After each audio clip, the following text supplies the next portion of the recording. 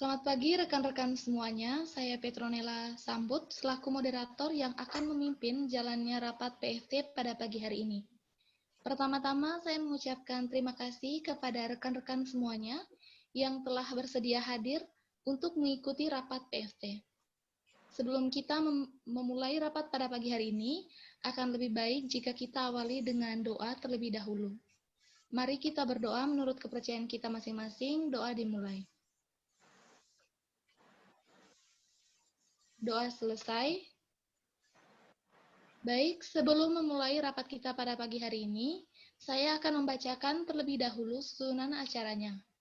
Yang pertama, doa pembuka, kemudian dilanjutkan dengan sambutan oleh Ketua PFT, yang berikutnya penyampaian pokok bahasan, kemudian diskusi terapi, dan yang terakhir adalah doa penutup. Baik semuanya, langsung saja kita dengarkan sambutan oleh Ibu Atrini Rambu, selaku Ketua PFT tahun ini. Kepada Ibu Atrini, kami persilakan. Baik, terima kasih atas waktunya. Selamat pagi untuk rekan-rekan semuanya yang saya hormati. Terima kasih atas kehadirannya pada pagi hari ini untuk mengikuti rapat PFT hari ini. Nah, pada rapat kali ini kita akan bersama-sama membahas mengenai evaluasi pengobatan yang diterima oleh Tuan Agus. Semoga evaluasi kali ini dapat berjalan dengan lancar dan dapat kita jadikan pembelajaran bersama apabila di kemudian hari ada kasus yang serupa. Sekian dari saya kembalikan kepada moderator. Terima kasih. Terima kasih atas sambutannya. Selanjutnya kita akan masuk penyampaian pokok bahasan.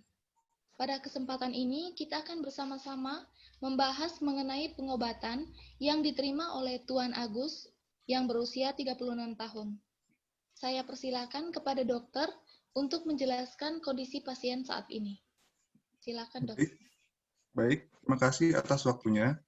Saya akan membacakan kondisi Tuan Agus, 36 tahun, datang ke rumah sakit dengan keluhan lemas terus-menerus sejak 1 minggu terakhir, dengan hemoroid dan mengalami diare lebih dari 1 bulan. Riwayat pengobatan tidak diketahui secara jelas, pasien hanya mengaku tidak menderita sakit berat, tidak melakukan perjalanan selama 1 bulan terakhir, serta tidak mengkonsumsi antibiotik. Hasil USG menunjukkan colitis sigmoid. Hasil pemeriksaan fisik dan laboratorium menunjukkan pemeriksaan tekanan darah menunjukkan hasil 102/74, nadi 80, suhu 39 derajat Celcius, HB 10,7, BDS 104, L 6,7, AT 264, HMT 34.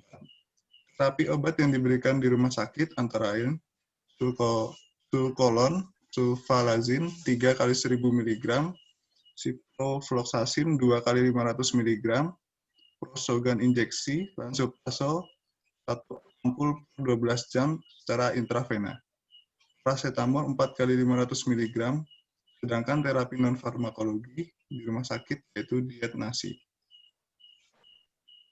Baik, terima kasih atas penjelasan dari dokter. Selanjutnya saya persilakan kepada rekan-rekan sekalian apabila ada yang ingin ditanyakan atau menanggapi penjelasan yang telah disampaikan oleh dokter. Baik, terima kasih atas kesempatannya.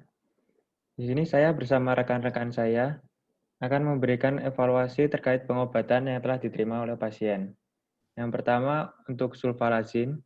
Terapi dengan sulfalazin bertujuan untuk mengobati UC.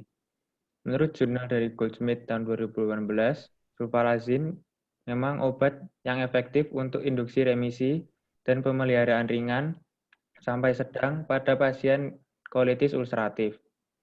Namun, untuk terapi penyakit ini tidak hanya memiliki satu opsi terapi ini saja.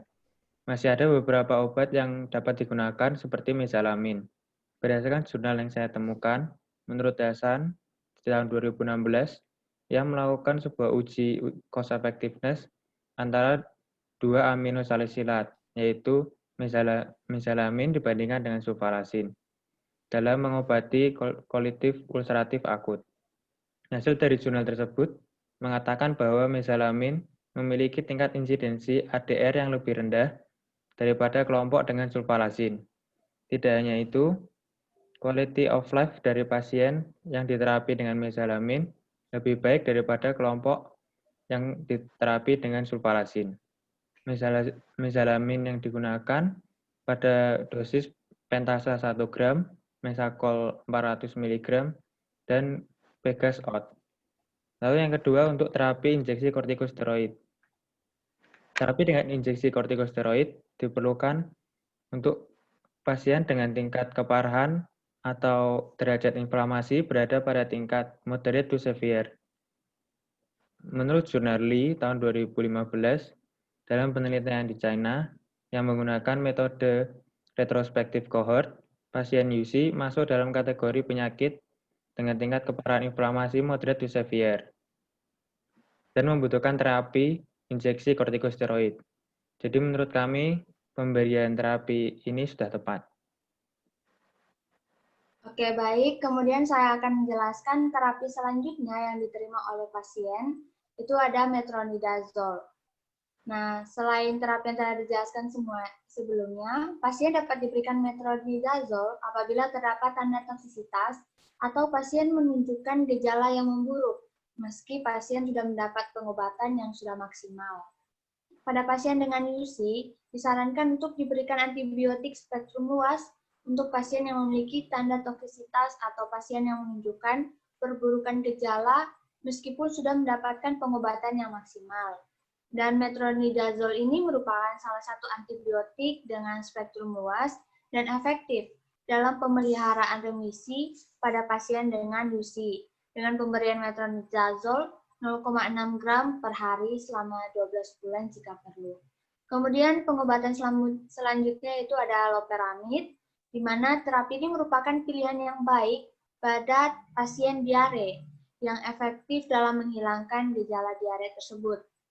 Dan menurut Douma and Smulders 2015, loperamid ini diberikan secara monoterapi atau terapi tambahan dikombinasikan dengan antibiotik pada orang dewasa yang imunokompeten tanpa penyakit komplikasi.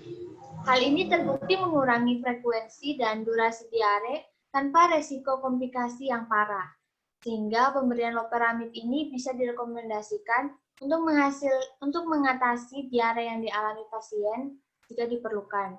Dan selanjutnya ada IV iron merupakan besi, itu salah satu elemen yang diperlukan oleh tubuh karena besi adalah komponen dari hemoglobin yang oksigen, mioglobin, sitokrom, dan enzim lain terlibat dalam oksidasi dan reduksi substrat biologis. Mungkin bisa langsung ke slide berikutnya. Oke. Ya, dilihat dari pemeriksaan HB pasien dengan nilai 10,7, di mana nilai tersebut kurang dari nilai normal, sehingga kami menyarankan agar pasien perlu diberikan terapi IV iron ini. Baik, terima kasih atas penjelasannya. Apakah ada yang ingin bertanya? Saya persilakan. Saya, perawat Nadia, ingin bertanya, kenapa pasien diberikan terapi IV iron dan tidak menggunakan tablet besi? Baik, terima kasih atas pertanyaannya, perawat Nadia. Jadi, berdasarkan penelitian yang dilakukan oleh Kobayashi et al. 2019, pasien menerima IV iron dikarenakan terapi menggunakan tablet besi secara oral dapat mengubah homeostasis bakteri di usus dan memperburuk peradangan. Oleh karena itu, lebih disarankan penggunaan IV iron untuk pasien yang memiliki UC, mengalami anemia, dan intoleransi terhadap tablet besi. Baik, apakah jawaban dari Apoteker Karolin dapat diterima perawat? Bisa saya terima atas jawabannya. Terima kasih untuk jawaban Apoteker Karolin yang telah disampaikan. Kemudian apakah ada yang ingin ditanyakan lagi? Baik, saya sedikit tertarik dengan penjelasan dokter, maksud saya Apoteker Andrew. Bagaimana dengan penggunaan untuk jangka panjang dari mesalamin yang dibandingkan dengan sulfasalamin?